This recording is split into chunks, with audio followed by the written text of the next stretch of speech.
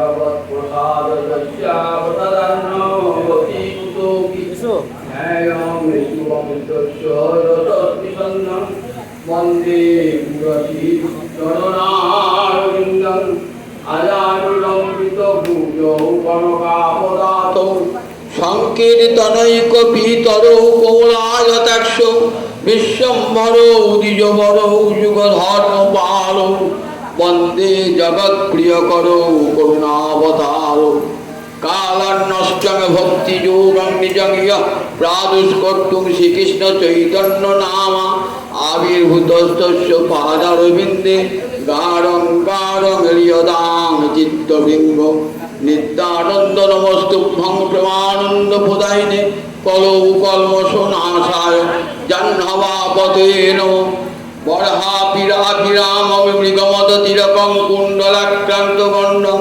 কঞ্জাক্ষং গম্বুকণ্ঠং স্মিতশুভগমুখং সাধরেণ স্তবেনু শ্যামং শান্তং দিভঙ্গং রবিকরবসনং ভূষিতং বৈজয়ন্তা বন্দে বৃন্দাবনস্থং যুবতী শতবৃতং ব্রহ্ম গোপালবেশং মহাভাবস্বরূপাতং কৃষ্ণ প্রিয়াবরিয়সী প্রেম ভক্তি প্রদে দেবী রাধিকে তং নমাম্যহং বৃন্দাবৈ তুলসী দেব্যৈ প্রিয়া ওই কেশবস্য চ কৃষ্ণ ভক্তি প্রদে দেবী সত্যবত্যৈ নমো নমঃ বাঞ্ছাকল্পতরুভ্যশ্চ কৃপা সিন্ধুভ্য এব চ পতিতানাং পাবনেভ্যো বৈষ্ণবেভ্যো নমো নমঃ তুলসী কাননং যত্র যত্র পদ্মপুরাণি চ পুরাণ পঠনং যত্র তত্র সন্নিহিত হরি জয় রূপ সনাতন ভট্ট রঘুনাথ শ্রীজীব গোপাল ভট্ট দাস রঘুনাথ এই ছয় গোসাঁয়ের করি চরণ বন্দন যাহা হইতে বিঘ্ন নাশীর অভীষ্ট পূরণ নারায়ণমে নমস্কৃত্য নরং চৈব নরোত্তমং দেবীং সরস্বতীং ব্যাসং ততো জয়ং উদীরয়েৎ নমো ধর্মায় মহতে নমো কৃষ্ণায় বেদসে ব্রাহ্মণেভ্যো নমস্কৃত্য ধর্মাन् বক্ষ্যে সনাতনাन् বন্দেহং শ্রীগুরো শ্রীযুত পদকমলং শ্রীগুরুन् বৈষ্ণবাংশ্চ শ্রীরূপং সাগ্রজাতং সহগণ রঘুনাথান্বিতং তং সজীবং সাদ্বৈতং সাবধূতং পরিজন সহিতং শ্রীকৃষ্ণ চৈতন্য দেবং রাধা কৃষ্ণ পাদান সহগণ ললিতা বিশাখান্বিতাংশ্চ গুরবে গৌরচন্দ্রায় রাধিকা বৈ তদালয় কৃষ্ণায় কৃষ্ণ ভক্তায় তদ্ভক্তায় নমো নমঃ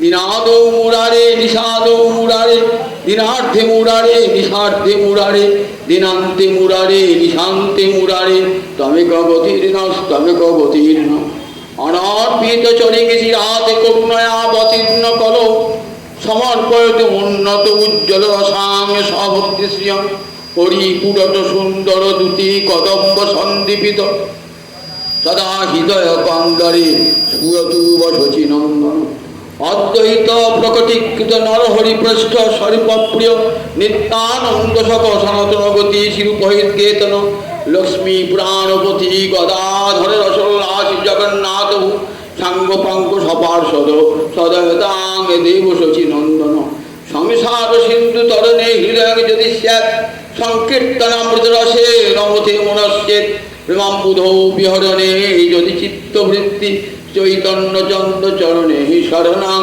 প্রয়াতু হরে কৃষ্ণ কৃষ্ণ কৃষ্ণ হরে হরে হরে রাম রাম রাম হরে হরে নিগম কল্পতররে গলিতং ফলং শুকমুখাদি অমৃতদ্রব সংযুতং পিবত ভাগবতমে রসমালয়ং মুহুরহু রসিকা ভূমি ভাবুকা নিত্যানন্দ সহিত গৌরাঙ্গ জয় জয় শুনিলে চৈতন্য কথা ভক্তি লভ্য হয় নিতাই গৌরী সীতানাথ প্রেমানন্দে একবার হরি হরি বল নিতাই গৌরী সীতানাথ প্রেমানন্দে একবার হরি হরি বল নিতাই জয় গৌরী সীতারাম প্রেমানন্দে একবার হরি হরি বল। হইয়াছেন হবেন আমার মহাপ্রভুর যত দাস, সমাগচরণ বন্দী দন্তে গরি হাস। ভজ শ্রীকৃষ্ণ জয় কন্নন প্রভু নিত্যানন্দ দ্বৈত গদাধর শিবাচারি গৌরী ভক্ত বৃন্দ। জয় জয় জয়। সমবেত ভক্তবৃন্দে চরণে আমার কোটি কোটি দণ্ডবৎ প্রণিপাত। হরিদ্বারে ব্রহ্মকুণ্ডের তীরে কত রাজর্ষি, দেবর্ষি, মহর্ষি, ব্রহ্মর্ষি, আবার কত গৃহী, জ্যোতি, সন্ন্যাসী, ব্রহ্মচারী হরিদ্বারের ব্রহ্মকুণ্ডের তর আলোকিত করে বসে আছেন। কেন? ব্যাসনন্দন সুখদেব আজ হরিকথামৃত পরিবেশন করবেন। মহারাজ পরীক্ষিত অভিশপ্ত ব্যক্তির মুখ দর্শন করতে নাই, এটাই শাস্ত্রের নির্দেশ। তার নাম উচ্চারণ করতে নাই, তার নাম গ্রন্থে লিখতে নাই। মহারাজ পরীক্ষিত অভিশপ্ত হয়েছেন তো, কিন্তু তাকে দেখার জন্যে আজ ভারতবর্ষের যারা শ্রেষ্ঠ মানুষ তারা সেখানে সমবেত হয়েছে। আমাদের শুনলেই কেমন একটু আশ্চর্য লাগে যে যার মুখ দেখা বারণ, যার নাম লেখা বারণ, যার নাম উচ্চারণ করা বারণ, সেই অভিশপ্ত মহারাজ পরীক্ষিতকে দেখবার জন্যে এত হাজার হাজার ভারতবর্ষের শ্রেষ্ঠ মানুষ কেন সমবেত হয়েছে? আমরা দেখি মহাকবি কালিদাসের মেঘদূতম বলে একটি কাব্য আছে, গীতিকাব্য। সেখানে যেখানে যক্ষ অভিশপ্ত হয়েছে। কি অভিশাপ দিয়েছে? যক্ষদের রাজা কুবের অভিশাপ দিয়েছে। কেন? কর্তব্যে অবহেলা করার জন্য। 1 বৎসর তুমি রামগিরি পাহাড়ের নির্বাসিত হয়ে থাকো। প্রথম শ্লোকে কিন্তু যক্ষ নামটি উচ্চারণ করলেন, কিন্তু যক্ষের নামটি বললেন না। কশ্চিৎ কান্তা বিরহ গুরুনা সাধিকার প্রমত্ত সাপেনাস্তং গমিত মহিমা বর্ষভোগ্যেন ভর্তু যক্ষশ্চক্রে জনকতনয়া স্নান পুণ্য দকিষু সিক্ত ছায়া তলুষু বসতি রাম গির্জা সুমেশু। এটি মেঘদূতের প্রথম শ্লোক। কশ্চিৎ যক্ষ, কোনো এক যক্ষ, তার কোনো এক বলে যক্ষটা একটা নাম ছিল, নামটা কি কথা দিত, কিন্তু নামটা কালিদাস লেখেন নাই। ওই কাব্যটার একটা টিকা আছে, টিকাটি ভরত মল্লিকের লেখা। তিনি লিখেছেন যে কালিদাস কেন নামটি উল্লেখ করলেন না? বললেন ভারতবর্ষের সনাতন রীতি হল অভিশপ্ত ব্যক্তির নাম লিখতে নাই, তার নাম উচ্চারণ করতে নাই, তার মুখ দর্শন করতে নাই। কালিদাস তো ভারতবর্ষে কবি, সেই জন্য অভিশপ্ত যক্ষের নামটা উল্লেখ করেন। অথচ দেখি মহারাজ পরীক্ষিত অভিশপ্ত, তাকে দেখবার জন্যে কার এসেছেন? ভারতবর্ষে যারা শ্রেষ্ঠ মানুষ, এমনকি স্বয়ং ভগবান পর্যন্ত এসেছেন। কে স্বয়ং ভগবান? পরশুরাম। তখনও প্রকট পরশুরাম। কবে? ত্রেতা যুগে পরশুরাম এসেছেন। দাপরে তখনও পরশুরাম প্রকট। দাপর যুগ চলে আসছে, কলিযুগ আসছে, তখনই কিন্তু পরশুরাম প্রকট। মহেন্দ্র পর্বতে ছিলেন। রামচন্দ্র বললেন যাও তুমি মহেন্দ্র পর্বতে। বিয়ে করে যখন আসছিলেন না, প্রতিমধ্যে পরশুরাম বলছে, দেখবো তোমার শক্তি কত, তুমি হরধনু ভেঙেছ, আমার এই ধনুটা ভাঙো দেখি। তখন ধনুটি আমার হাতে নিয়ে বাণ যোজনা করতে যাবেন, তখনই বুঝতে পারলেন যে রামচন্দ্রের কি শক্তি। বললেন, আপনি আমার গুরুর আত্মীয়, তাই আপনাকে হত্যা করবো না, কিন্তু আপনাকে নির্বীর্য শক্তিহীন করে দিলাম, আপনি চলে যান মহেন্দ্র পর্বতে। পরশুরাম চলে গেলেন মহেন্দ্র পর্বতে, জানলেন আমার যুগ শেষ, এবার রামচন্দ্রের শুরু। সেই পরশুরাম স্বয়ং বসেছিলেন হরিকথা শোনবার জন্য। দেখুন, স্বয়ং ভগবান এসেছেন। আবার যিনি ভাগবতের রচয়িতা ব্যাসদেব, তিনি বসাছেন। ছেলে ভাগবত পাঠ করবে, বাবা শুনবে বসে বসে। কেন? ব্যাসদেব নিজে তো ভাগবত রচনা করেছেন, তার শোনার দরকার আছে। হ্যাঁ, শোনার দরকার আছে। রাঁধুনি রান্না করে বটে, কিন্তু ব্যঞ্জনের আস্বাদ সে পায় না। ব্যঞ্জনের আস্বাদ পায় না। যখন পরিবেশন করে কেউ, তখন তার আস্বাদটি পাওয়া যায়। তাই রন্ধন করেছেন ব্যাসদেব, কিন্তু আস্বাদনটা সুমুখে, সুখমুখাদ অমৃত দ্রব্য সংযুক্ত। তাই সুখের মুখ থেকে যখন শুনছেন, তখন দেখছেন আমার লেখা ভাগবতের এত আস্বাদ। বসে আছেন নারদ, বসে আছেন দেবর ঋষি, অত্রি, মরীচি, কশ্যপ, সব মহর্ষিরা, হাজার হাজার বছর বয়স, লক্ষ লক্ষ বছর বয়স, তা যে হরিদ্বারী ব্রহ্মকুণ্ডের তট আলোকিত করে বসে আছেন।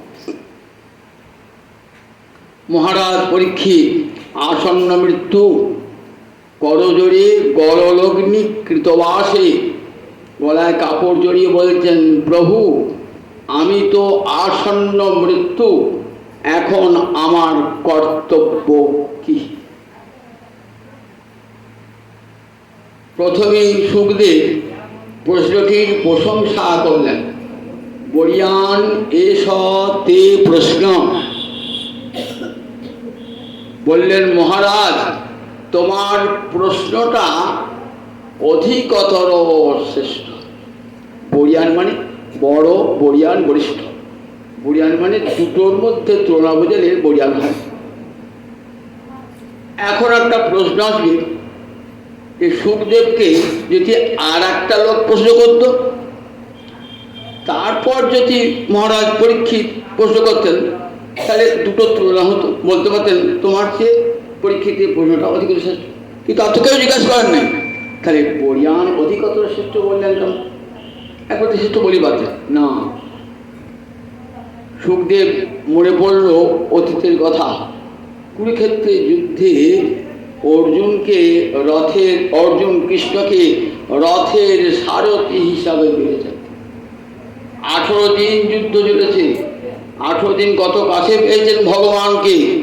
দেখবেন গীতায় কত শত প্রশ্ন করেছেন অর্জুন ভগবানকে, ভগবান উত্তর দিয়েছেন।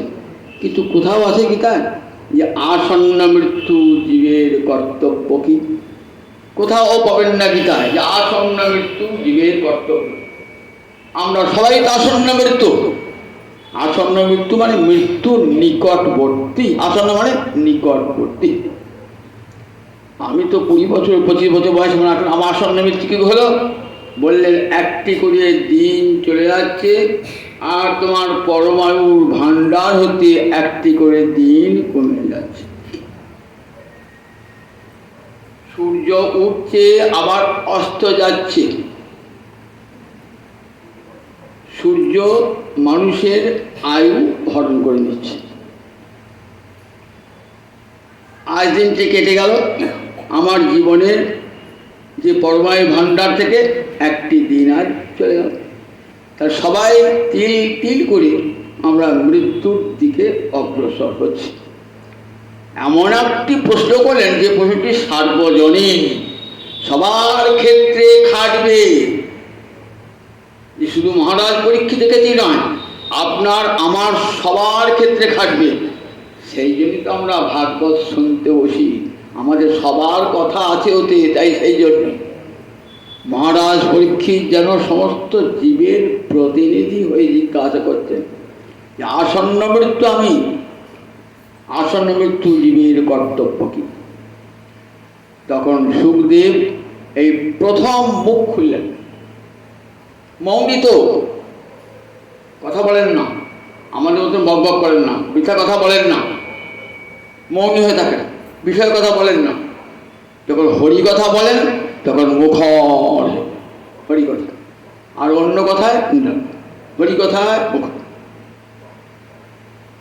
সেই সুখদেব বলছেন তস্মাদ ভারত সর্বাত্মা ভগবান হরিশ্বর শ্রোতব্যম কীর্তিতব্যম স্মর্তব্যম ইচ্ছুতা ভয়ম। বলছেন দেখো মহারাজ, শ্রোতব্যাদী মনুষ্যানাং সহস্র শত, অনেক কথাই তো মানুষের শুনবার আছে, সংসারী মানুষ আমরা সবার কথাই শুনি। শ্রোতব্যাদী রাজেন্দ্র নিনাংসন্তি সহস্র, কিন্তু যারা সাধু তারা কৃষ্ণ কথা ছাড়া আর অন্য কথা শ্রবণ করেন না। কারণ তারা জানেন অন্য কথা শোনা মানে পরমায়ু অসৎ ব্যয় করা, অসৎ ব্যয়। অসৎ ব্যয় মানে আপনার টাকা আছে মেলা, আপনি অসৎ ব্যয় করলেন, ফুর্তিতে ভোগেতে বিলাসে কাটিয়ে দিলেন, একটি পয়সা ভালো কাজে লাগালেন না, মানুষের উপকার হবে, ভগবানের সেবায় লাগবে, দরিদ্রের সেবায় লাগবে, সেটি করলেন না, নিজে ভোগে সুখে কাটিয়ে দিলেন।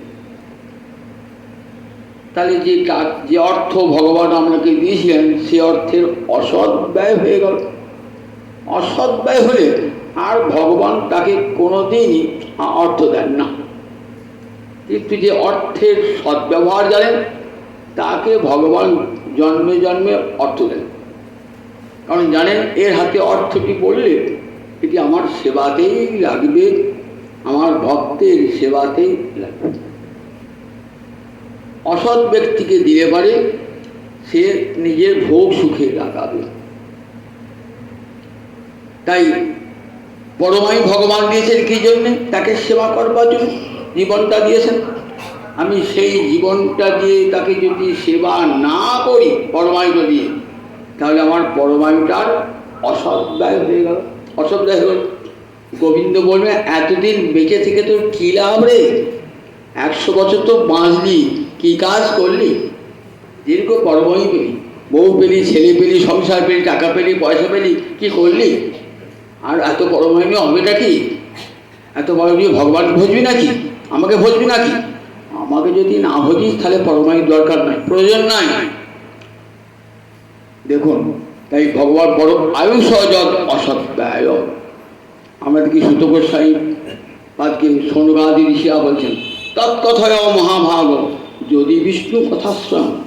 60,000 ঋষি বলছেন, তার মুখপাত্র সৌনক ঋষি। তৎকথয় মহাভাগ যদি বিষ্ণু কথাশ্রম, আপনার কথা যদি কৃষ্ণকে অবলম্বন করে হয় তাহলে কিন্তু আমরা আসরে বসবো, নইলে বসবো না। তাহলে কৃষ্ণ কথা ছাড়া অন্য কোনো কথা শুনবে না? হ্যাঁ, আরেক কথা শুনবে। অথবাস্য পদম্ভোজ মকরন্দ ইহাং সদা। পদম্ভোজ মানে চরণ কোমল, অম্ভোজ মানে কোমল, মকরন্দ মানে মধু। গোবিন্দ চরণ কোমলের মধু যারা পান করছেন তাদের কথা শুনব, অর্থাৎ ভক্তের কথা আর ভগবানের কথা, এ দুটি ছাড়া আর আমরা অন্য কোনো কথা শুনব না। তাহলে কি হবে?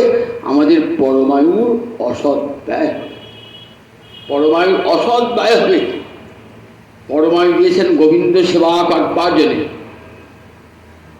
কিন্তু সেই জীবনটা আমরা কেমন করে নষ্ট করছি দেখুন। মিথিলার কবি সার্বভৌম মৈথিলী কোকিল বিদ্যাপতি জীবন সায়ান্নে উপনীত হয়ে সারাটা জীবন ভগবানকে ভজন করেছেন, তথাপি মনের ভাবটি এই যে এই জীবনে গোবিন্দের ভজন হলো না। আমি তো রাজসভার কবি, রাজসভার রাজার ঐশ্বর্যে লালিত পালিত, আমার জীবনটা ব্যর্থ হয়ে গেল।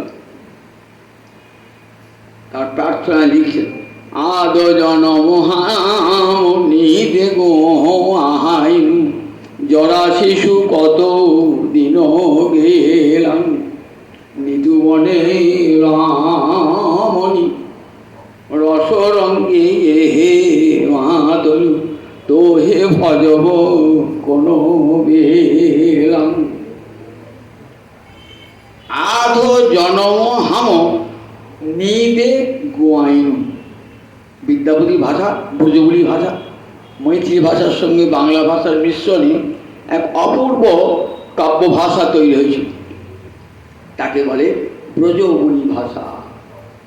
তাই আদ জনম হাম, হাম মানে আমি, আদ জনম হাম নিদে গোয়াইন, অর্ধেক জন্মটা আমি নিদ্রায় কাটিয়ে দিলাম। 12 ঘন্টা রাত্রি নিদ্রা যায় আর 12 ঘন্টা দিন।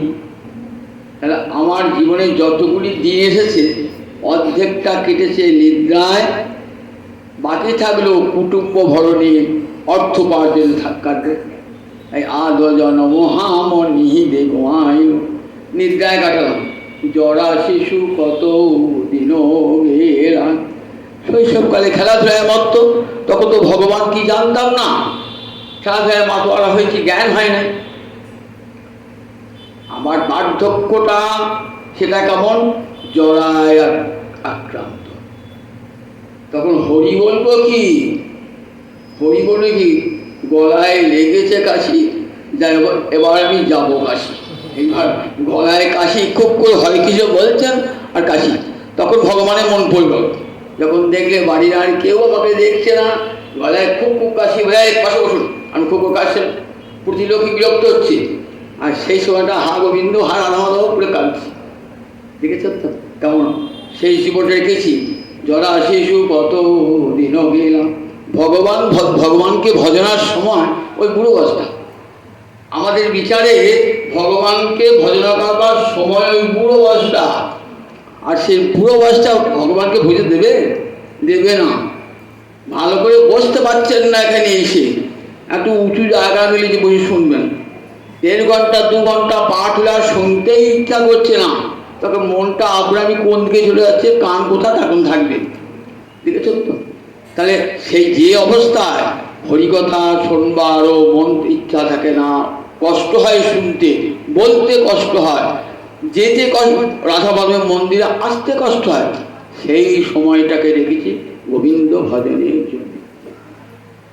তাহলে গোবিন্দ ভজনের উৎকৃষ্ট সময় কোনটা? উৎকৃষ্ট সময় হলো যৌবন। তারুণ্যই ভগবৎ জীবনের তারুণ্যকে গোবিন্দ সেবায় উৎসর্গ করতে হয়। কারণ গোবিন্দ আমার চির কিশোর, নিত্য কিশোর। গোবিন্দ কখনো বুড়ো হয় না, শুনে দেবেন, গোবিন্দ নিত্য কিশোর। তার সেবা করতে গেলে আমাকেও নিত্য কিশোর কিশোরী হতে হবে। সেই সময়টা যৌবনটা কি করেছি আমরা? নিধুবনে রামনি রসরঙ্গে মাতল। সংসারটা নিধুবন, নিধুবন বৃন্দাবন মনে হচ্ছে, এখানে রাধা মাধবের প্রেমলীলা চলত, একটা নিধুবন বলা হয়। আর সংসারটা আমাদের কেমন নিধুবন? সংসার রমণী রসরঙ্গে কাটিয়েছি, এই সংসার নিধুবনে নিজের স্ত্রী পুত্রকে কাটিয়েছি। তো হে ভজব কোন বেলাম, আর তোমার তো ভজনার সময় পেলাম না। এই বুড়ো বয়সটা, যে বয়সটা সবার কাছে অনাকাঙ্ক্ষিত, অবাঞ্ছিত, সেই সময়টা তোমার জন্য রেখেছি, কিন্তু আর তো ভজন করতে পারছি না প্রভু। বলি সময় তো হলো না, হরি তোমায় ভরিবার সময় তো হলো না, আমার মানব জনম বিফলে গেল, সময় তো হলো না। এই মানব জীবন গোবিন্দ সেবার জন্যে, কিন্তু সেই সেবা ভুলে আমরা সংসার করি। তো হে বিশরী মন তাহে সমাওরু, অবমজু হব কোন কাজ।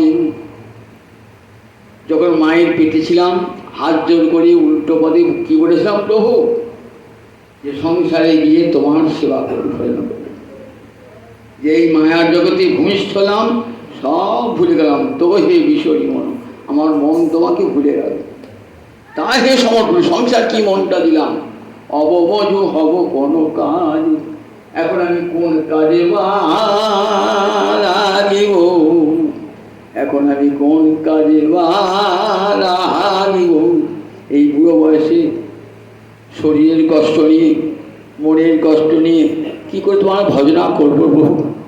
সেই জীবনটা, যে সময়টা শরীরের শক্তি ছিল, মনের বল আনন্দ ছিল, সেই সময় তো ক্ষতি নাই।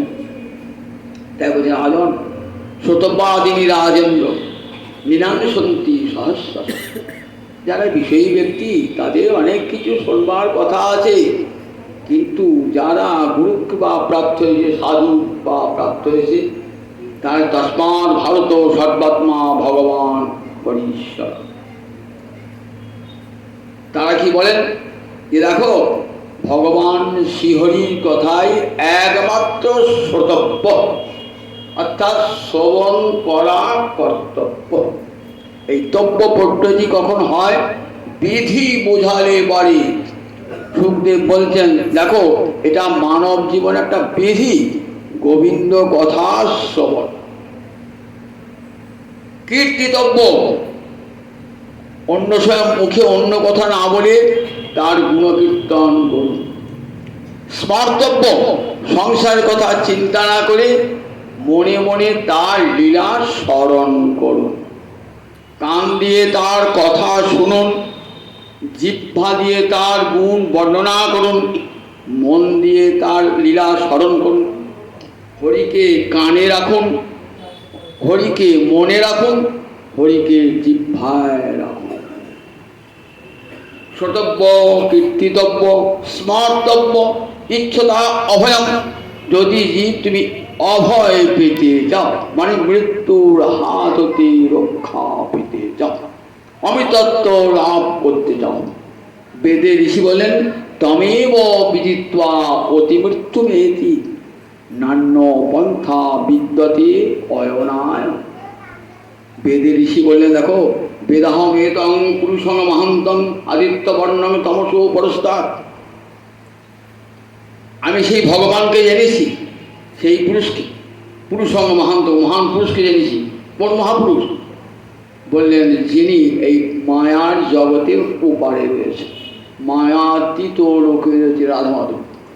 আমরা মায়ার জগতে আছি, গোবিন্দ আমার মায়াতীত লোকে রয়েছে।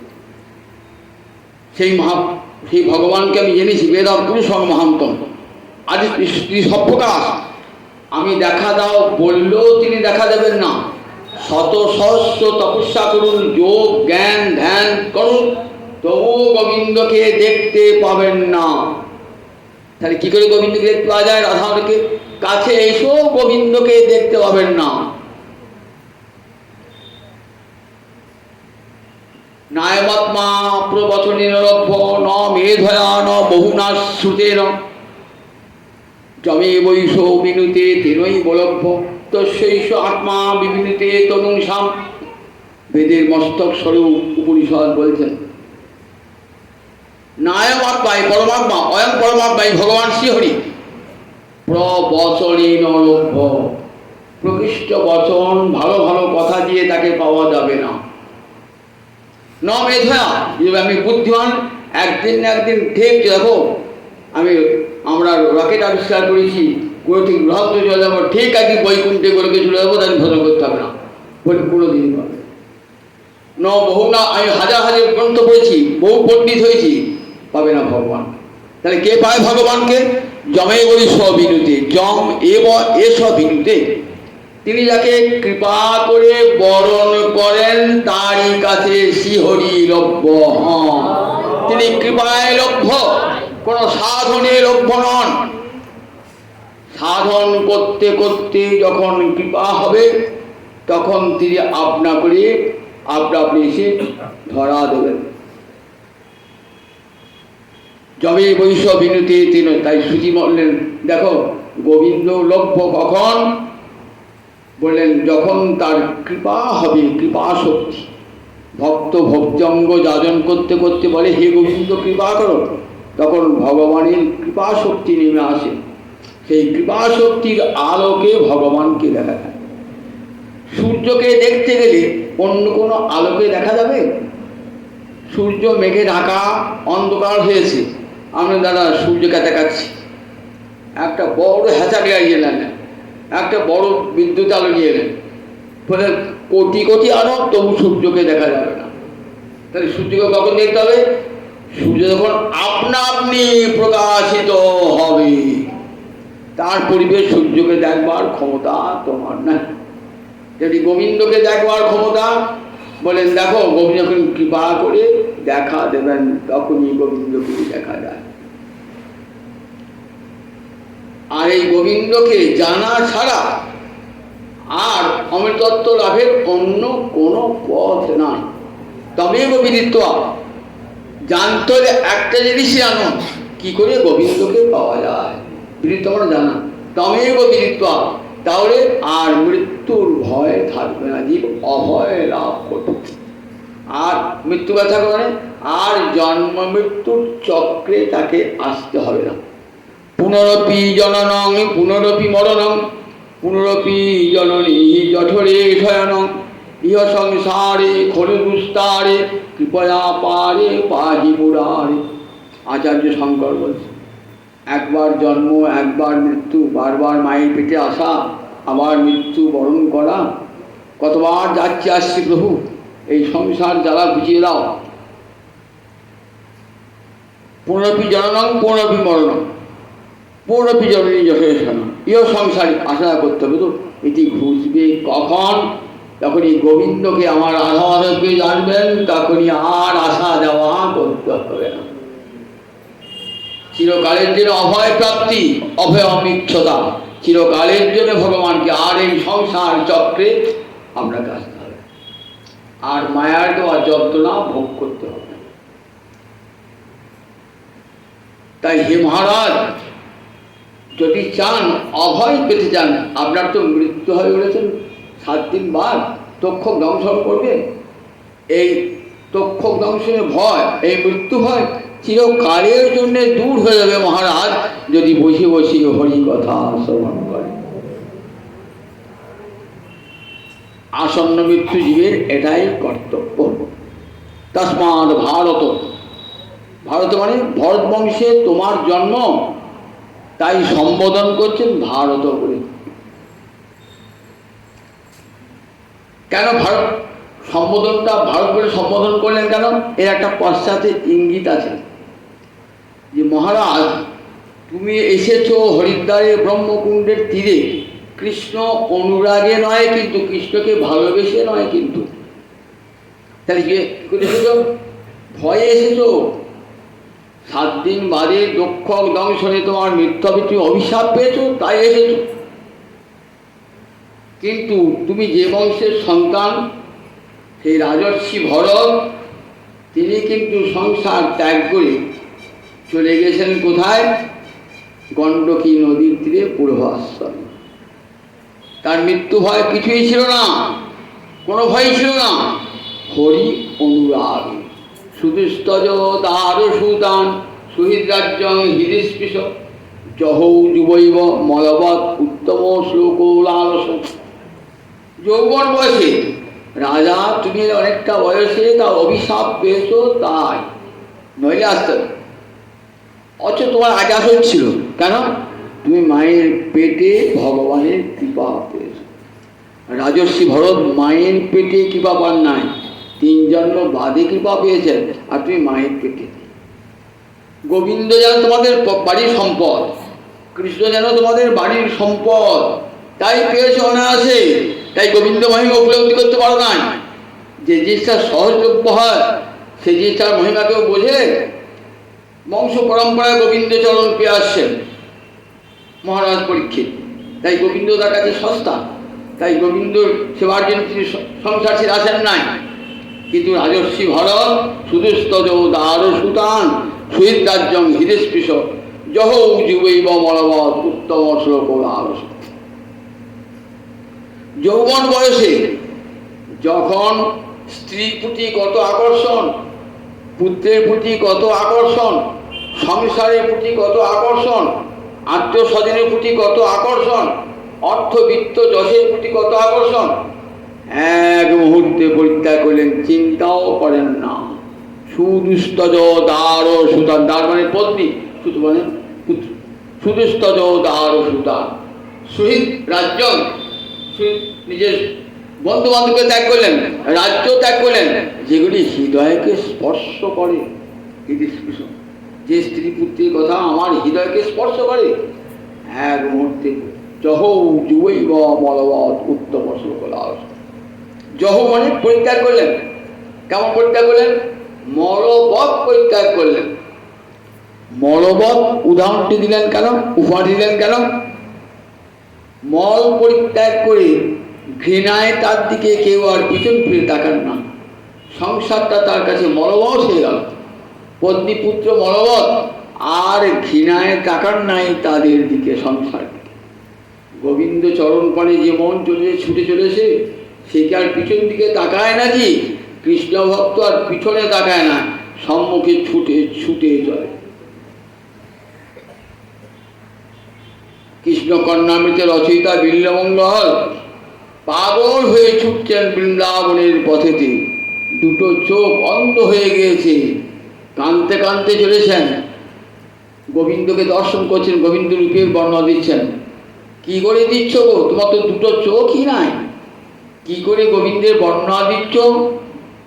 কি করে দিচ্ছেন? ভগবান হৃদয় মাঝে, হৃদয় তো চোখ আছে, সেই হৃদয় মাঝে দেখছেন। তরুণারুণ করুণাময় বিপুলায়ত নয়ন কমলাকুচ কলশভর বিপুলীকৃত পুলকম তরুণী মুরলীরব তরুণীকৃত মুনিমানস নলিনম মম খেলুতু হৃদি। বললেন দেখো মমমা, দেখো হে গোবিন্দ, তেমন তুমি তরুণারুণ করুণাময়। অরুণ মানে সূর্যোদয় হওয়ার পূর্বে অরুণকে আমরা দেখতে পাই, তখন সূর্য হয় না, লাল আলো দেখতে পাই, ওটাকে অরুণ। তরুণ অরুণ, তরুণ তরুণ কেমন? গোবিন্দের, গোবিন্দের দুটো চোখ কেমন?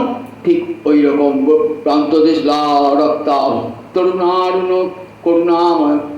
আর দুটি নয়ন দিয়ে কৃপা বাড়ি বর্ষিত হচ্ছে আমার রাধা দেবী, দুটি নয়ন দিয়ে। কমলাকুচ কলশভর বিপুলীকৃত পুলকম। আবার রাধারানীর বক্ষ আলিঙ্গন করে অঙ্গে পুলক দিয়েছে। আর মুরলীর অবতরণীকৃত মুনি মানস নলিনম, এমন সুন্দর বাঁশিটি বাজাচ্ছেন না, মুনির মানস পদ্ম টলছে। কি করে দেখছেন? দেখেছেন তো, হরিভক্তি উদয় হয়েছে, সেই ভক্তি সূর্য হৃদয়ে দেখাচ্ছে, আধা আলোকে দেখাচ্ছে হৃদয়ে। রাজর্ষি ভরত পাগল হয়ে ছুটে চলেছেন, গোবিন্দকে দর্শন করেছেন, দর্শন করে আর সংসার দেখতে পারেন না। একবার যদি গোবিন্দ দর্শনকে করে আর সংসার দিকে তাকায় না। একবারে যেই হ্যাঁ সে আখি ভিহি রাতে নারী মনোন্মাদন গোড়া চাঁদ। রঘুনাথ দাস গোস্বামীকে তুমি যা জিজ্ঞাসা করছো, রঘুনাথ তোমার ঘরে কি অভাব ছিল? এত ঐশ্বর্য, অঢেল ঐশ্বর্য, তোমার ঘরে সুন্দরী পত্নী, তোমার পিতা মাতা সব রয়েছেন, তুমি সংসার ত্যাগ করে পালিয়ে এলে কেন? রঘুনাথ বলছে দেখো, উত্তরটা আমাকে দিতে হবে না, তুমি একবার দাঁড়িয়ে দাঁড়িয়ে গোবিন্দ রূপ দর্শন করো। দেখার মতো যদি নয়ন পাও, সেই নয়ন দিয়ে একবার রাধা মাধবীর রূপটা দেখো, আমার গৌরাঙ্গ হরি রূপটা দেখো, তাহলে আমার এই প্রশ্নের উত্তর শোনার জন্য তোমাকে অপেক্ষা করতে হবে। একেবারে যেই হ্যাঁ সে আখি রাতে নারী মনোন্মাদন গোড়া চাঁদ। মন উন্মাদন গোড়া চাঁদ, এক গোবিন্দমা রূপের সাগর, আবার রাধারানীও রূপের সাগর। দুটো সাগরে মিলন হলে কি বলে? মহাসাগর আমার গৌরাঙ্গ হরিরূপে মহাসাগর। সেই দর্শন করে আর রঘুনাথ ঘরে থাকতে পারেন নাই, মনোন্মাদ করেছেন। তাই কৃষ্ণরূপে যদি একবার নয়ন দেওয়া যায় তাহলে জগতের আর কোনো রূপ দর্শন করতে ইচ্ছা হবে না। আমরা কৃষ্ণ দেখি না বলে আমাদের সংসারে স্ত্রী পুত্র দেখতে ইচ্ছা জাগ্রত হয়। এই সত্যিকারের রাধাকে দর্শন করতাম তাহলে কিন্তু আর সংসার করতে পারতাম না, সংসার করতে পারতাম না। সত্যিকারের দেখা আমাদের হয় না, ওই যেতে হয় ঠাকুরতলা গিয়ে রাধা মিশে দেখে আসি, ওই একটু প্রণাম করলাম, একটু প্রণামী দিলাম, একটু মিষ্টি দিলাম, একটু ফল দিলাম, বাস আমার কর্তব্য সারা হয়ে গেল। ভগবানকে যে ভালোবাসতে হয়ে দিয়ে এটা তো আমরা কোনদিন অনুভব করি না। ভগবান তো ভালোবাসার ঠাকুর। তোমার 500 টাকার জন্যে, তোমার 1 প্যাকেট মিষ্টি জন্য গোবিন্দমান দাঁড়িয়ে নেয়। তাকে ভালোবাসো, মনটা দাও, তাকে ভালোবাসো, তবে দেখো তিনি তোমাকে দেখা দেবেন। আমি তাকে দেখতেই যাই না, কর্তব্য কর্ম 7 বার জন্য এসেছি, যদি দেখতাম আর কোনো সংসারে ফিরতাম না।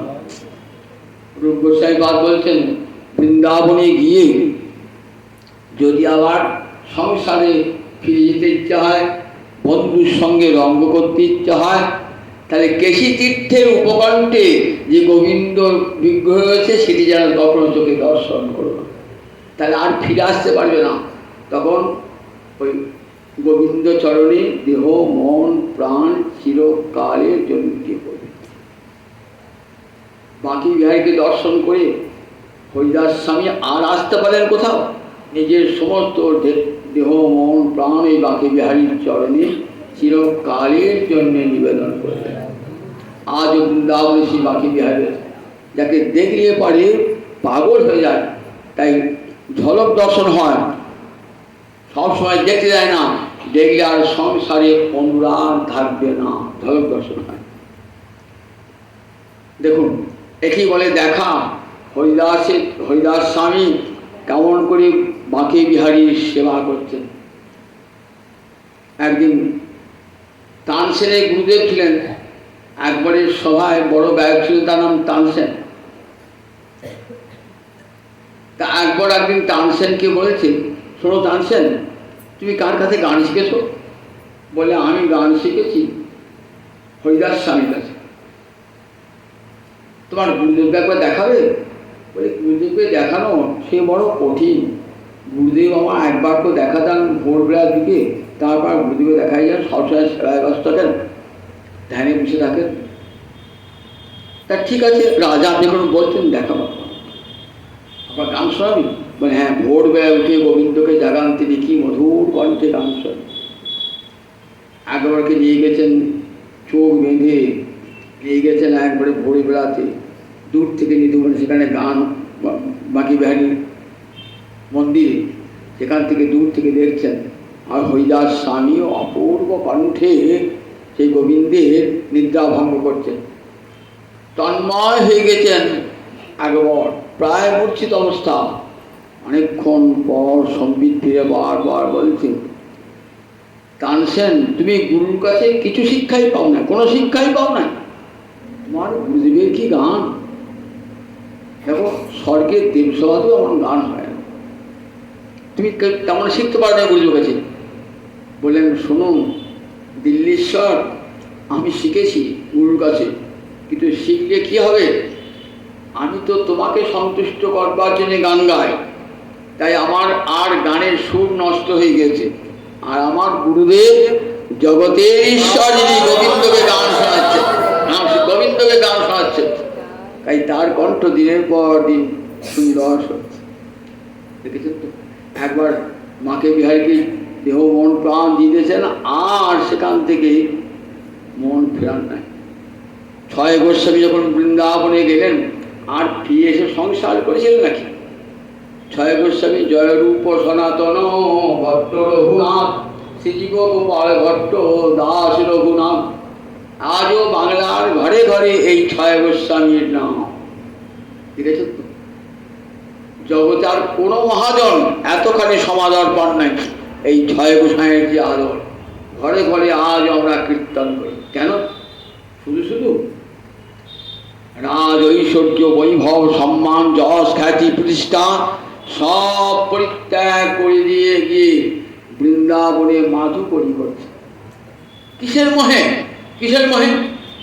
যে সনাতন গোসাই পাদ তৎকালীন বাংলার প্রধানমন্ত্রী হুসেন সাহেব, যে আমরা ইতিহাস পড়ছি তারা দেখবেন, তৎকালীন বাংলার শাসক হুসেন সাহেব প্রধানমন্ত্রী, তার কত সম্মান করুন দেখি। আর রাজা তাকে বিশাল একটা দোতলা বাড়ি ছেড়িয়েছেন, সেখানে থাকেন সুন্দর শয্যায়, স্বর্ণ মুদ্রায় বেতন পান, কত ভোগে বিলাসে থাকেন। আজ বৃন্দাবনে গিয়ে কোথায় পূজা আছেন? বৃন্দাবনে পূজা আছেন, ঘাসের উপর শুয়ে আছেন, ভিক মেঘে খাচ্ছেন, হাতে করে মাধুকরী খাচ্ছেন। আজ এখানে কাল সেখানে, এক এক বৃক্ষের তলে এক এক রাত্রি শয়ন। আজ এ গাছের তলায়, কাল সে গাছের তলায়। ক্ষুধা লাগবে না? বলে না, ক্ষুধা তৃষ্ণা সব দূরীভূত হয়ে গিয়েছিল, কারণ কৃষ্ণ কৃষ্ণ নামের সুধা পান করছেন, হরিনাম সুধা পান করছেন, কাজে সব অভাব দূর হয়ে গেছে। কৃষ্ণ নাম সুধা যে পান করে এ জগতে তার আর কিছু পান করতে চায় না। স্বর্গের সুধা পান করে আবার আর ইচ্ছা লাগে, কিন্তু কৃষ্ণ নাম সুধা আস্বাদন করে আর কোনো কিছুই আর ইচ্ছা লাগে না। রূপ সনাতন সব দেখুন, কয়েকটা উপরে আচ্ছাদন পর্যন্ত নাই, উপরে আচ্ছাদন পর্যন্ত নাই, নিচে শুয়ে আছেন ঝড় বৃষ্টি রৌদ্রের তাপ। দেখুন এখন তো সনাতনের মন্দির দেখতে হবে নাকি বৃন্দাবনে, তখন সনাতনের কোনো মন্দির পর্যন্ত ছিল না, অনেক পরে সেই মন্দির তৈরি হয়েছিল। তাহলে কেমন করে বৃন্দাবনে ভজন করছেন এই ছয় বৈষ্ণব, একবার দেখুন দেখি। যখনই তাদের কথা স্মরণ করবেন তখন মনে হবে আমাদের জীবনটা কি ধিকৃত জীবন, যারা এত পেয়েও সর্বস্ব পরিত্যাগ করে চলে গেল। বৃন্দাবনে গিয়ে কি আস্বাদন পেয়েছিলেন, কি মাধুর্য আস্বাদন তাদের হয়েছিল, যেমনি করে সংসার সুখকে সম্পূর্ণ বিসর্জন দিয়ে নিজের দেহ মন প্রাণ সব গোবিন্দে অর্পণ করে দিল। কত কষ্ট ভোগ করেছে সেখানে গিয়ে, কোনো কষ্টকে কষ্ট বলেই মনে হয় না।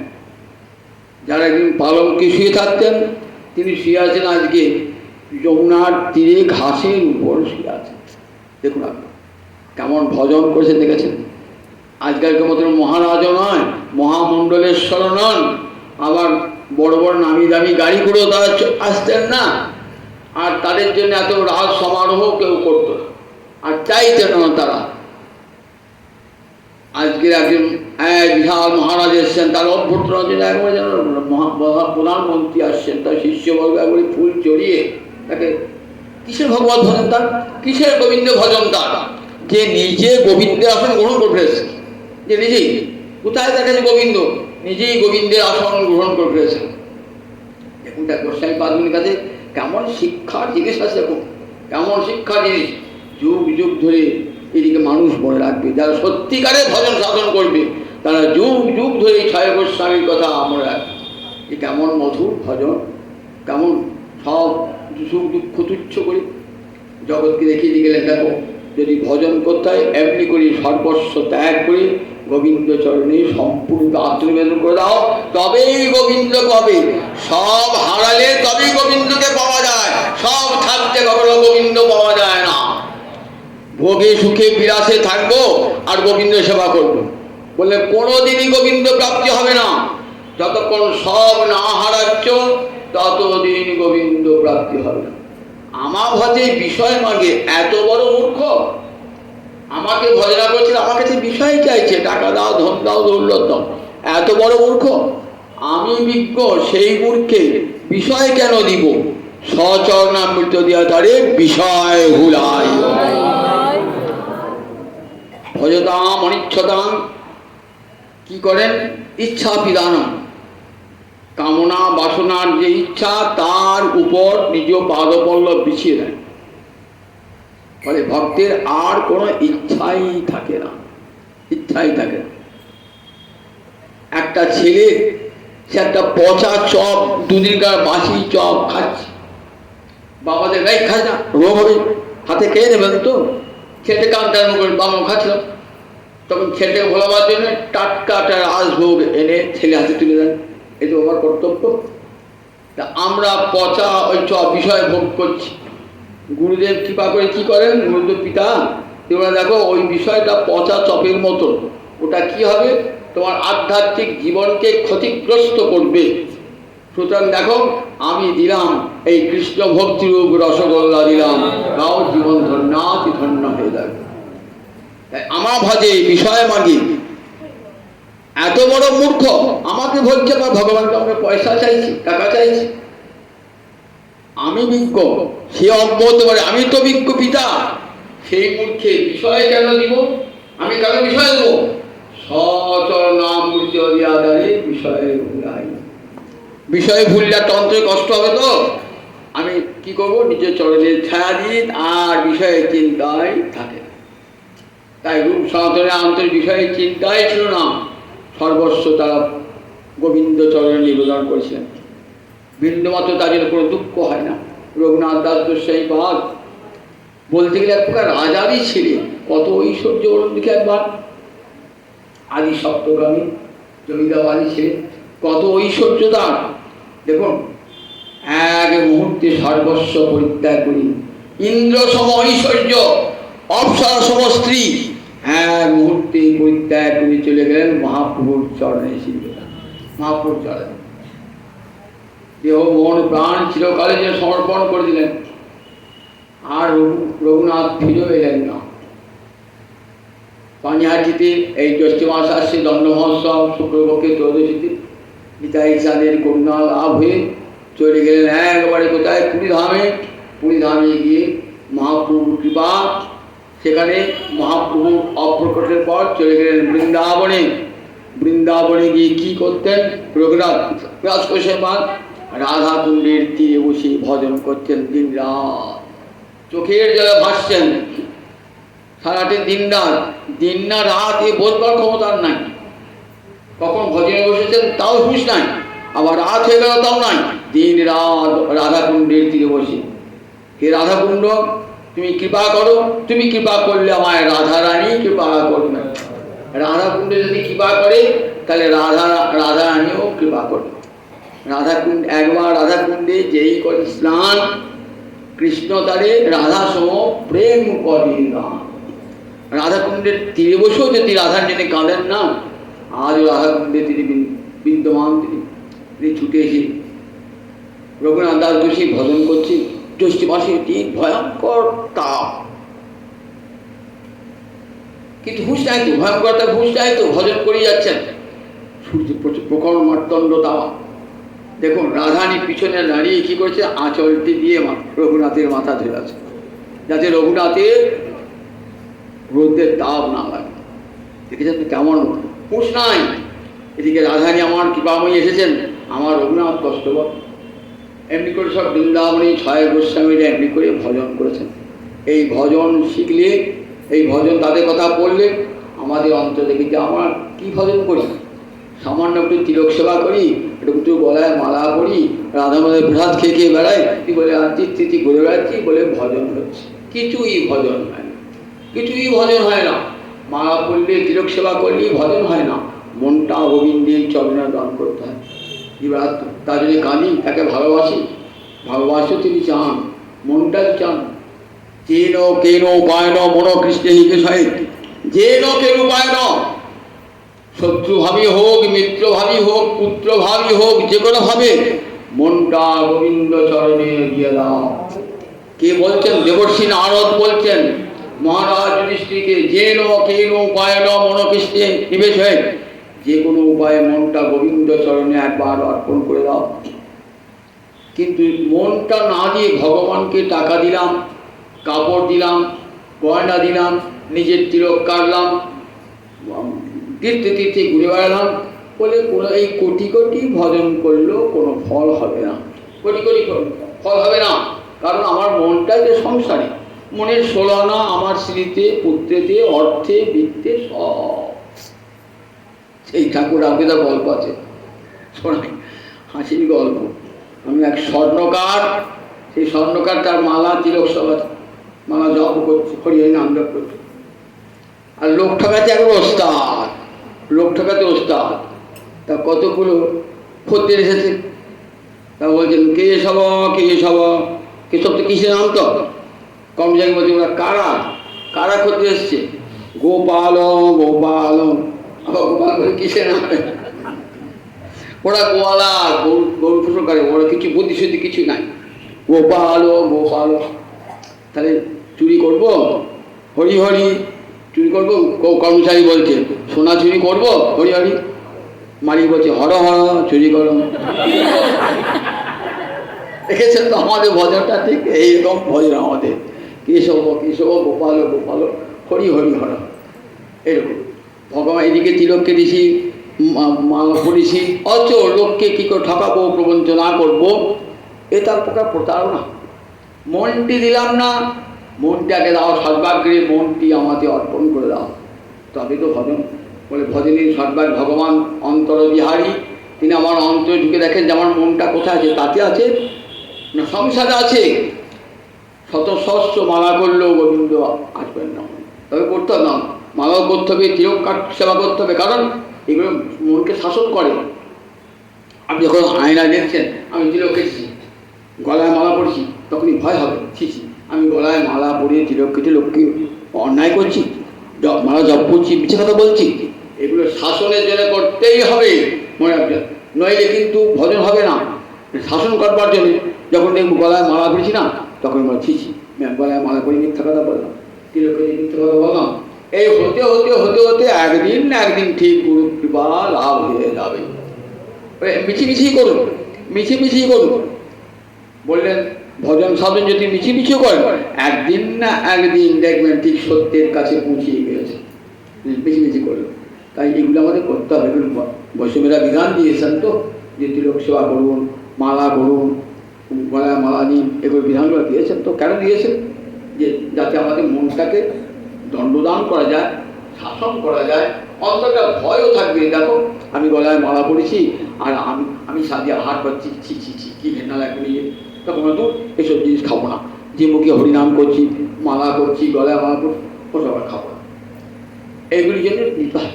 কিন্তু মনে রাখবেন আসল জিনিস ভগবান অন্তরে বিহারী, তিনি চান আমার মনটা, যে মনটা যেন গোবিন্দ চরণে অর্পণ করতে পারি। তাই বলে দেখো কর্তব্য সবসময় কী স্মরণ করবে, বললে তার লীলা স্মরণ করবে। মন যখন ফাঁকা থাকবে, বিষয় চিন্তা না করে, আমাদের মন কোনো সময় ফাঁকা থাকে না। দেখবেন মন এমনই একটা না, আপনার তো কোনো সময় ফাঁকা থাকে না। কাজকর্ম যখন রয়েছেন, কাজকর্মের মনটা রয়েছে, যখন বিশ্রাম নিচ্ছেন তখন মনে আবার কতগুলো আবির্ভাব, কত রকম চিন্তা এসে হাজির করেছে। মন কখনো, মনস্তত্ত্ব বিজ্ঞান বলে যে দেখো মন কখনো ফাঁকা থাকে না। সেই যে মনকে যাতে ফাঁকা না থাকে, আর মন যদি একবার ফাঁকা থাকে না, তাহলে দুর্বৃত্তের কারখানা হয়ে যায় মনটা। সেই মনে কী করতে হবে, সবসময় ভগবানের নাম স্মরণ কীর্তন করতে হবে। খানিক্ষণ গ্রন্থ পাঠ করলাম, ভাগবত খানিক শ্রবণ করলাম, এমনি করে দেখবেন মনটা আস্তে আস্তে আস্তে আস্তে আস্তে কী হবে, মানে চেত দর্পণ মার্জন, আমার চিত্তে যে ময়লা সেটা তো একদিনে যাবে না, সেটা দূর করবার জন্যে রোজ রোজ একটু করে ঘষতে হবে। আপনি একটা জায়গায় রান্না করেন তো, একটা পাত্রেতে, একটা কড়াইয়ে কি একটা হাঁড়িতে, তিনি দেখলেন বাবা এক মাসে এত ময়লা হয়েছে, একদিন যাবে সেটা, সেটাকে ঘষতে ঘষতে ঘষতে আবার স্বাভাবিক রূপ ফিরে পাবে অনেক দেরি। ঠিক তেমনি আমার এক জন্মের ময়লা নয়, কোটি কোটি জন্মের ময়লা আছে, এক জন্মই তো বুঝবে না। তার জন্যই গোবিন্দের নাম, নাম হলো মার্জন, নাম হলো মার্জন। ওই নাম হরিনাম মার্জন দিয়ে কি করবে, ওই চিত্তরূপ দর্পণটাকে মার্জিত করবে। বাজারে অনেক মাজন পাওয়া যায়, অনেক মাজন পাওয়া তো দামি দামি, এটা নিয়ে যান, দেখবেন আপনার বাসন একটুও দাগ থাকবে না। নিয়ে গেলে তেমন কাজ হলো না। আবার এক একটা মাজন আছে খুব কম দাম, কিন্তু কম দাম হলে কী হবে, কাজেতে আবার সবার সেরা। দোকানদার বলে, দেখো এ তো বেশি চাহিদা নাই, লোকে দামি দামি বলেছে, তো একটা কম দামে মাঝে মাঝে নিয়ে যাবে কি? দেখি একবার, এটা একবার ছিটিয়ে দিলে হবে, আর একটু জল ঢেলে দেবেন, পরিষ্কার হয়ে যাবে। ভাবছেন দামি দামি সব নিয়ে যায়, কই তো পরিষ্কার হয় না। বলি এটা নিয়ে গিয়ে দেখুন। মাধ্যমটা নিয়ে এলেন, ছিটিয়ে দিলেন, একটু জল ঢেলে দিলেন, পরিষ্কার হয়ে গেল। আমি যে জ্ঞানীর কাছে যান, বলে চিত্তবর্ধন জ্ঞান সাধন করো, ও বলে যোগ সাধন করো, ও বলে অষ্টাঙ্গ যোগ করো, বলবার দামি দামি মাধ্যম সহ দেবে। আর কৃষ্ণ ভক্ত বলে আমার একটা কম ওদের মরম আছে, দেবে মাঝে আছে, দেবে কি নাম, কি মাধ্যমটা নাম? তা বলে একবার কি করবে না, একবার হা গোবিন্দ হা গোবিন্দ বলে কাঁ দেবে, আর চোখের জলে ধুয়ে দেবে, দেখবে এক মুহূর্তে হৃদয় পরিষ্কার হয়ে গেছে। এই জন্য পয়সাও লাগে না, কিছুই লাগে না, হৃদয় কোনো কষ্ট করতে হয় না, হৃদয় নির্মল, হৃদয় নির্মল ভেরতা গৌরাঙ্গের মধুর লীলা যাহারে কর্ণে প্রবেশিলাম, হৃদয় নির্মল ভেরতা। যতক্ষণ শুনলেন পাঠ ততক্ষণ তো মনটা নির্মল হয়ে থাকলো। এমনি করে সময়টা বাড়াতে হবে, 24 ঘন্টার মধ্যে 1 ঘন্টা যা হলো 23 ঘন্টা আমার বিষয় চিন্তা, 1 ঘন্টা তো গোবিন্দ চিন্তা হবে। এমনি করে আমি জপ করতে বসলাম, গীতা পড়তে বসলাম, এমনি আস্তে আস্তে আস্তে সময়টা বাড়ান, দেখবেন সমস্ত মনটাই কোন ফাঁকে গোবিন্দকে দিয়ে ফেলেছে। তাই হরিনাম হলো চেত দর্পণ মার্জন মহাপুরুষ, চিত্ত দর্পণকে মার্জন করে দেয়, জীব তার আপন স্বরূপ দেখতে পায়। আমি তো কৃষ্ণদাস, এই বোধ জীবের আসে, তখনই জীবের মঙ্গল। যতক্ষণ পর্যন্ত আমি রাম শ্যাম যদু মধু, আমি ব্রাহ্মণ ক্ষত্রিয়, এই বোধ থাকবে, ততক্ষণ কৃষ্ণ ভজন হবে না। যতক্ষণ আমি কৃষ্ণদাস এই ভাব যে এসে গেল আপন স্বরূপ, তখনই ভজন শুরু হলো গুরু কৃপায়, তখনই রাধা মাধবের সেবা সার্থক হবে। হে গোবিন্দ, আমি তো ভজন সাধন জানি না প্রভু, আমি তোমার কৃপার কাঙাল প্রভু, আমি গুরু কৃপাকে আশ্রয় করে তোমার চরণের পাড়ে ছেড়ে আছি। যদি কৃপা করো প্রভু, তাই কৃপা পাবো, আমার ভজন নাই, আমার সাধন নাই। এমনি দিনহীন হয়ে কাঙালি রূপ ধরে কাঙালির মধ্যে ভগবানের কাছে পড়ে থাকেন, গোবিন্দ কৃপা করবেন করবেন। আমার এই রাধা মাধব কত বড় আদরের ঠাকুর লিখেছেন তো। প্রেমানন্দ গোস্বামী ভিখিরি ছিলেন, সন্ন্যাসী, সংসার করেন নাই, কিন্তু দেখুন এই রাধা মাধব আমার বাংলাদেশের ঠাকুর। কোথাকার ঠাকুর বলুন দেখি? যশোর জেলা, আমি বাংলাদেশের যশোর জেলা, প্রতাপাদিত্য 12 মিয়া প্রতাপাদিত্য, তার যে কাকা ছিলেন বসন্ত রায়, তার সেবিত বিগ্রহ রাধা মাধব আর রাধা রায়। মুসলমান আক্রমণের সময় এই রাধা মাধব আর রাধারানী চলে যান কোথায়? জয়পুরে।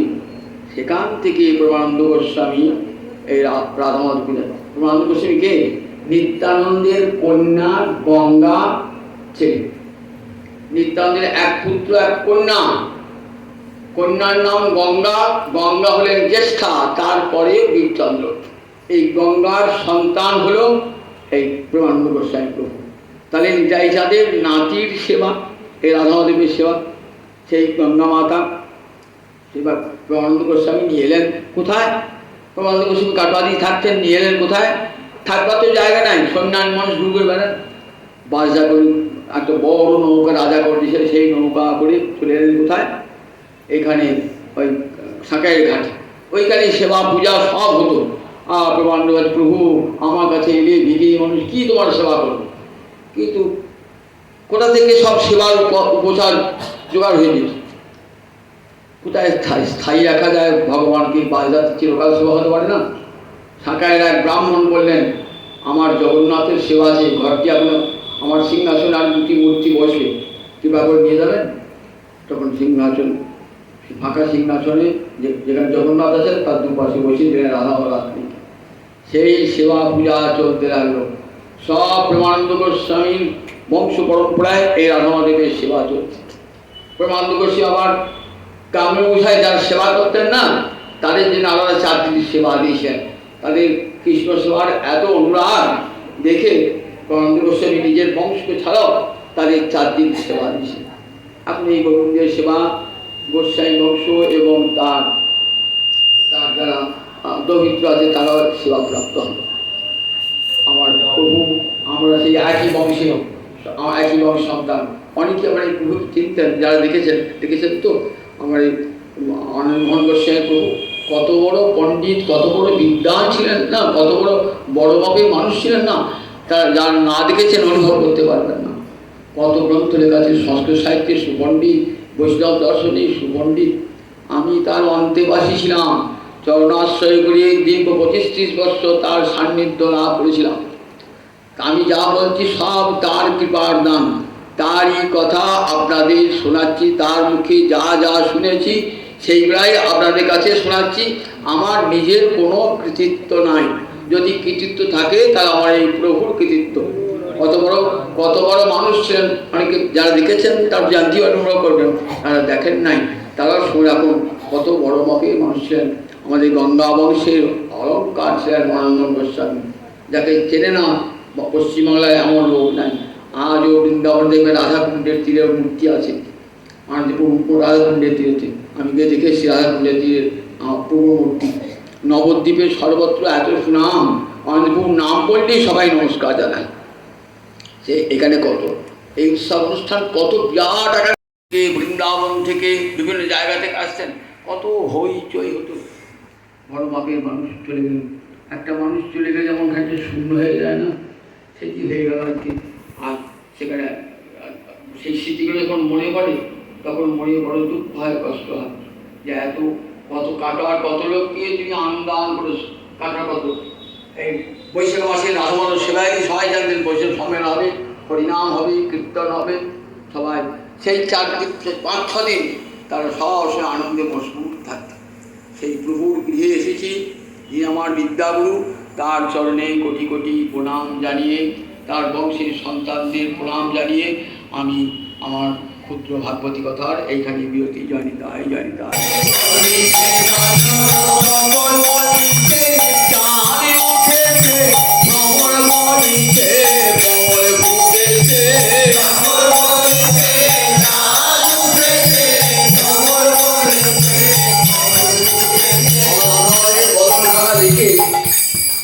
চকর যে চালকে চাল দেখছে না, সে বলছে চাল উঠেছে, আর বউ বলছে না না পদ্ম ফুল উঠেছে।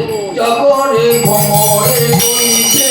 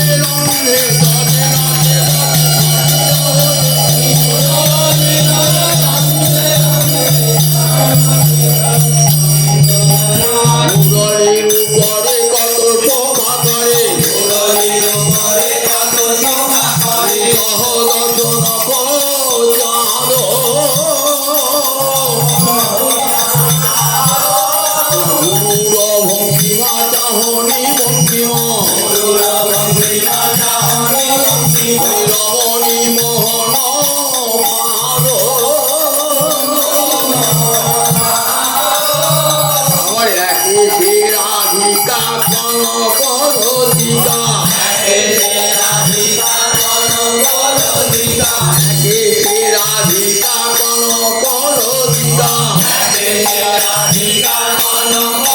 দিকা মামে বিরাজিত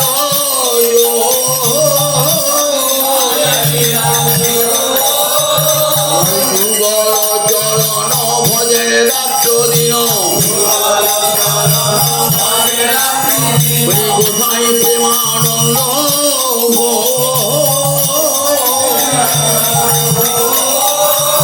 প্রেমানন্দ জানে জানে না রাধা মাধবের যুগল চরণ ছাড়া প্রেমানন্দ জানে না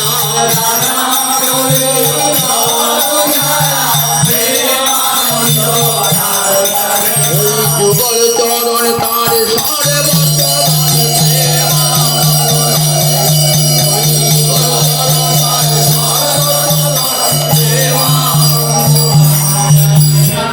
যুগল চরণ ভজে রাত্র দিন গোসাই প্রেমানন্দ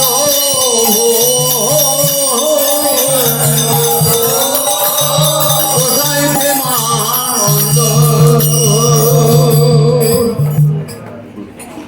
জয় জয় রাধে কৃষ্ণ গোবিন্দ জয় জয় রাধে কৃষ্ণ গোবিন্দ রাধে গোবিন্দ রাধে গোবিন্দ